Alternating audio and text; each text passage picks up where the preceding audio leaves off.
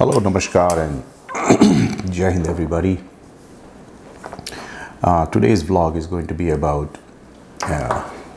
आज आपको बताया जाएगा, आपसे शेयर किया जाएगा एक्चुअली एक विचार कि जो पाकिस्तान को हम और पाकिस्तान के सारे तर्ज़-ए-निगार और दानिश्वर लोग और एंकर लोग और पॉलिटिशियंस लोग जो उनके टीवी और शोज़ वगैरह पे बोलते रहते हैं अपनी इकोनॉमिक बैंकरप्सी के बारे में जो चर्चा करते रहते हैं, तो वो तो एक आई एम श्योर आम पाकिस्तानी के कंजम्पशन के लिए वो लोग ये सब बातें करते हैं, लेकिन जो उसका रूट कॉज है वो क्यों हुआ ये इकोनॉमिकली बैंकरप्ट, उसके बारे में कोई बात नहीं करता है। तो उसकी बहुत सारी डिमेंशंस हैं। So I will make a series of videos कि why not addressing those attributes is leading to the economic collapse of Pakistan.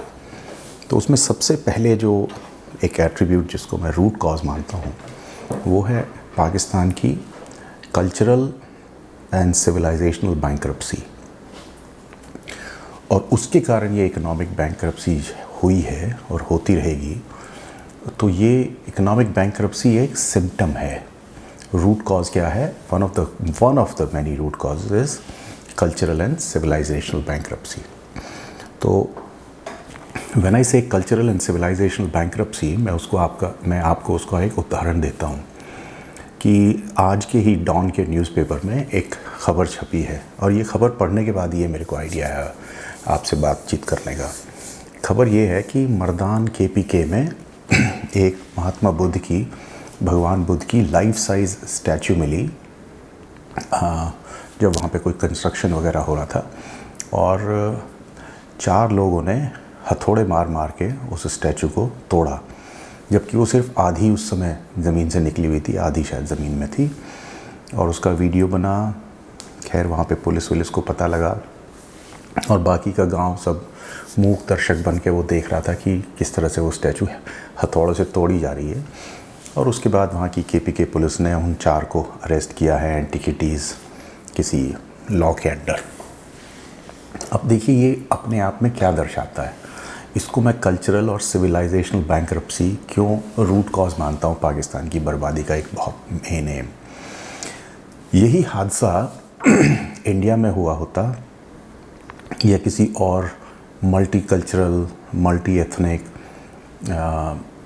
Civilisational grounded society में हुआ होता, तो वहाँ पे उस स्टैचू की निकाला जाता, उसकी पूजा की जाती, पूजा ना भी की जाती, भले ही सपोज कर लीजिए कि वो महात्मा बुद्ध की स्टैचू किसी क्रिश्चियन कंट्री में निकल आई, इज़राइल में निकल आई, उन्होंने भी उसको निकाल के संग्रहालय में एडवर्टाइज़ किया होता कि आइए देखिए कितनी पुरानी हमारी सभ्यता का एक पीस हमें हाथ में लगा है, एक आर्टिफैक्ट मिला है, and it's part of our shared history.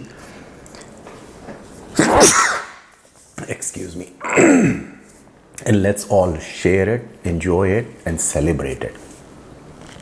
तो किसी और कंट्री में एक सेलिब्रेशन का माहौल होता, वहाँ पे बड़े बड़े लीडर्स आते, सोशल लीडर्स आते, पॉलिटिकल लीडर्स आते, और इसको एक बहुत बड़ा जश्न मनाया जाता। अब आप इंडिया में चले जाइए, सारनाथ जहाँ पे महात्मा बुद्ध ने सबसे पहला अपना सरमन दिया था, बौद्ध गया चले जाइए। खैर क्योंकि बुद्ध को तो हिंदुइज़्म का ही एक पार्ट माना जाता है, तो आप हिंदुस्तान में कहीं चले जाइए, महात्मा बुद्ध की और भी कोई पुरानी मूर्ति, अवशेष, कोई पीस भी निकल आया, तो उसको धरोहर समझ के कि अपना हमारी कल्चरल सिविलाइजेशनल का एक ये हिस्सा है, उसको समझ के रखा जाता है, उसको पूजा जाता है। मैंने खुद अपनी आंखों से देखा है कि सारनाथ के पास ही एक म्यूज़ियम है, सारनाथ में ही, जहाँ पे भगवान बुद्ध की उस इलाके से निकली हुई बड़ी बड़ी मूर्तियाँ और अवशेष रखे हुए हैं। लोग अभी भी उनके पैर ऐसे छूते हैं जैसे कि सजदा कर रहे हैं, लेकिन क्योंकि वो तो हिंदू सभ्यता है, सनातन सभ्यता है, तो वहाँ पे ऑब्वियस है। लेकिन पाकिस्तान में गांधार खंडार जो है वो पहले ये सब एक ही इलाका था। जो KPK है वो उसी का, अफ़गानिस्तान का खंडार का इलाका ही है, और गंधारा सिविलाइजेशन का नाम खंडार के नाम पे ही पड़ा था। And this was a civilization that developed there Mahatma Buddha के टाइम से लेके समझ लीजिए पिछले 1400-1500 साल पहले तक, क्योंकि इस मूर्ति का भी जो डॉन के न्यूज़पेपर में कहा है कि ये लगभग 1700 साल पुरानी है। तो वो एक यूनिक उसकी एक खूबसूरती है गांधार सिविलाइजेशन की। जो मूर्तियां हैं, जो उनके आर्किटेक्चर था, जो बनाने की जो चीज़ें, उसका एक बड़ा यूनिक एक उसका नाम ही है गांधारा सिविलाइजेशन आर्टिफैक्ट्स, स्टैच्यूज़। तो ये अपने आप में इतनी इनकी पुरानी धरोहर है। ये धरोहर उस ज़मीन पे जो लोग रहे हज़ारों सालों से, उनकी है। अब ओवर द ईयर्स भले ही वो मुस्लिम बन गए हों, कन्वर्ट हो गए हों, लेकिन आप अपनी जो कल्चर और हिस्टोरिकल आपकी जो रूट है उसको तो आप नहीं काटते। अगर आप उसको काटेंगे तो आप बचेंगे नहीं। तो ये ऐसा ही है कि एक लकड़हारा अगर किसी पेड़ की ब्रांच पे बैठा हो और उसी को काटे तो क्या होगा? वो गिरेगा मुंह के बल, चोट लगेगी, मरेगा। पाकिस्तान का भी अब यही हाल हो रहा है कि आप जो आपकी जड़ें हैं, जो आपका आइडेंटिटी का बेस है, जो रूट है, आप उसी को काटे जा रहे हैं। और जब तक पाकिस्तानी लोग इस बात को नहीं समझेंगे कि आप धर्म या पंथ कोई भी अपनाइए, वो आपका इबादत का एक खुदा से, जिसने ये सब कायनात बनाई है, उससे आपका तालमेल करने का एक तरीका है। लेकिन उसको जब आप एक पॉलिटिसाइज्ड, वेपनाइज्ड सोसाइटी बना देते हैं तो आपका वही हाल होता है जो इस समय पाकिस्तान का हाल है। भुखमरी है, कोई गवर्नमेंट नहीं टिक पाती, पॉलिटिकली तो आप बैकवर्ड होते जा रहे हैं, सोशली बैकवर्ड होते जा रहे हैं, आतंकवादी बनते जा रहे हैं। सभ्यता और कल्चर के नाम पे मेरे ख्याल से टॉप 1% या 2% जो आपके रिच एलीट्स हैं, वही लोग शायद कल्चर और सिविलाइजेशन की बात करते होंगे, पढ़ने लिखने, अदब इन सब चीज़ों की बात करते होंगे, क्योंकि वही लोग अफोर्ड कर पाते हैं अच्छी एजुकेशन, वही लोग फॉरेन में जा पाते हैं, उन्हीं के बच्चे यहाँ अमेरिका और इंग्लैंड और सब जगह रहते होंगे।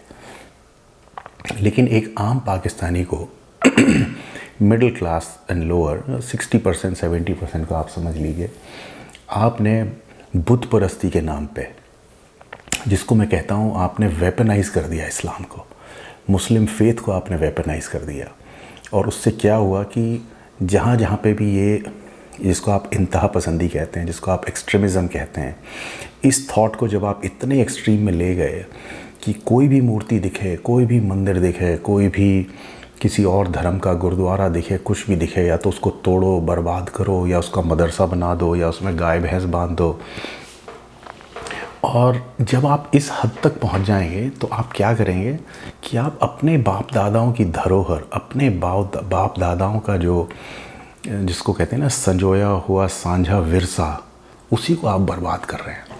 और उसकी बर्बादी का इफ़ेक्ट आपको इकोनॉमिक बर्बादी में दिखाई देता है। अपनी जो आपकी सोसाइटी में एक सिविलाइज्ड होने की जो एक नौइयत, आप शायद उर्दू में वर्ड बोलते हैं, सलाहियत एक वर्ड उर्दू में यूज़ करते हैं, वो सब जो चीज़ें होती हैं वो ख़त्म हो जाती हैं। तो अगर आप अपनी टीवी डिबेट्स को भी देखें, उनमें वो छिछोरापन नज़र आता है, वही बेवकूफ़ी, जहालियत, जिस तरह से एक सरकार दूसरी सरकार का पैंट खींचे जा रही है, और आटा, चीनी, तेल, और कोरोना को लेके एक जो बर्बादी का जो माहौल बना हुआ है, उसका जो एक बहुत बहुत बहुत बड़ा कारण है कि आपने इस्लाम को वेपनाइज़ कर दिया। फिर 47 में जब पाकिस्तान बना, ये जिन्ना और इकबाल ये सब तो चले गए, और जो बाकी के भी आपके नेता आए, उनको ये नहीं पता लगा कि ये हबड़ धबड़ में बन कैसे गया, बन क्यों गया, हम हैं कौन। अब इंडिया से आपने हिस्सा तो ले लिया कि हम इसे इस्लामिक रिपब्लिक बनाएंगे। अब इस्लामिक रिपब्लिक के नाम पे आपने अपनी जड़ों को, अपने इतिहास को, अपनी कल्चर को, अपने सिविलाइजेशन को आपने बर्बाद किया। और उस बर्बादी का जो आउटकम है, उस प्रोसेस, बर्बाद करने के प्रोसेस का जो आउटकम है, वो आपका इकोनॉमिक बैंकरप्सी एक तरीके से आपको नज़र आती है। फिर तो बाकी का, मैं खैर ये वीडियो बहुत लंबा हो जाएगा, जो अगला जो उसका इफ़ेक्ट होगा वो मैं उसके अगले व्लॉग में बनाऊंगा। लेकिन मेरे कहने का मतलब ये है कि जैसे इमरान खान अब कहता रहता है कि साहब हम टूरिज़म खोलेंगे। अरे भाई, तुम टूरिज़म में लोग आके देखेंगे क्या? लोग आके क्या वहाँ पे ऐसा है जो कहीं और उनको नहीं देखने को मिलेगा। अगर आप बुद्धिज़्म और हिंदुइज़्म और सिखिज़्म, इन तीनों की इतनी ज़्यादा जड़ें थीं पाकिस्तान का जो हिस्सा है उसमें, कि उसको अगर आप संभाल के रखते तब आप कुछ एक ज़बरदस्त टूरिस्ट सर्किट बन सकते थे। लेकिन उसके लिए पीस चाहिए, उसके लिए वो सिविलाइजेशनल कल्चरल डेप्थ चाहिए कि लोग आएँ, सेफ़ महसूस कर सकें और आपके पाकिस्तानियों से मिल सकें जो अपने आप में ग्राउंडेड हों, जो अपने आप में फ़ख्र करते हों अपनी कल्चर से। आप लोग तो ये मानने को ही तैयार नहीं होते कि भाई 95-98% आप लोग हिंदू थे, सिख थे, बौद्ध थे। 2 या 3% आए होंगे मिडल ईस्ट वगैरह से, गौरी गजनवी के साथ, इन सब के साथ, लेकिन बाकी के तो साहब आप यहीं के लोग थे। अभी भी आपके अपने सरनेम देखिए। लेकिन ये बुत परस्ती, मंदिर नहीं बनेगा इस्लामाबाद में, इन्हीं चक्करों में, इस्लाम को वेपनाइज़ करने के चक्कर में, इस्लाम को वेपनाइज़ करके उसको एक टूल बना के पॉलिटिकल पावर और उसके बाद फिर करप्शन और ये सब करने के चक्कर में आपने अपने मुल्क को बर्बाद कर दिया, तबाह कर दिया। तो this is one of the major causes of Pakistan bankruptcy. मैं इसे सिर्फ इस वीडियो में इतना हाईलाइट करना चाहता था। और ये जो मैंने डॉन की खबर इसका एग्जांपल दिया, ये सिर्फ एक एग्जांपल है। आई एम श्योर ऐसे ऐसे हज़ारों एग्जांपल होंगे। और जब तक आप अपनी जड़ों को नहीं सींचेंगे, कोई भी पेड़ आप देखिए जो लंबा, ऊंचा, हज़ारों वर्ष तक रहता हो, फलता फूलता हो, वो वही होता है जिसकी जड़ें बहुत गहराई तक जाती हैं। कहते हैं पेड़ जितना ऊपर होता है उतना ही गहरा होता है, या उससे भी ज़्यादा, तभी ऊपर का पेड़ टिकता है। जब तक आप इस पर ध्यान नहीं देंगे, आप बर्बाद ही होते रहेंगे। चलिए बाय।